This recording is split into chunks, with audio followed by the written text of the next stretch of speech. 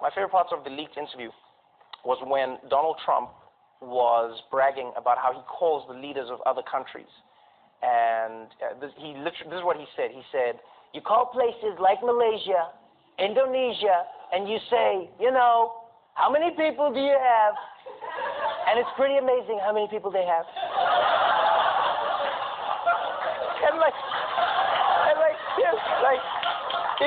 If you forget for a moment he's president, which is hard, but if you do, this is one of the cutest things you've ever heard. Like, Trump just calls countries to learn about them. That's all he's doing. It's like a little kid doing a school project. Just phones other countries like, how many people in your country?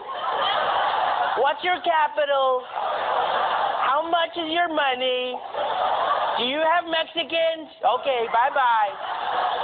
Like, that's insane that Donald Trump is just doing this. Although, I mean, think about it from the perspective of other leaders. Because we go like, oh, we live with Donald Trump, he's crazy. But imagine if you're a foreign leader. Back in the day, the phone would ring.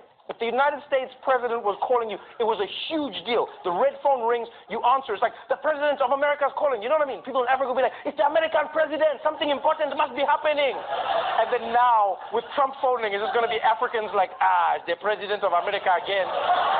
Why don't you answer? No, he probably just wants to know how tall a giraffe can get, eh? No. Don't answer the phone. Don't answer the phone.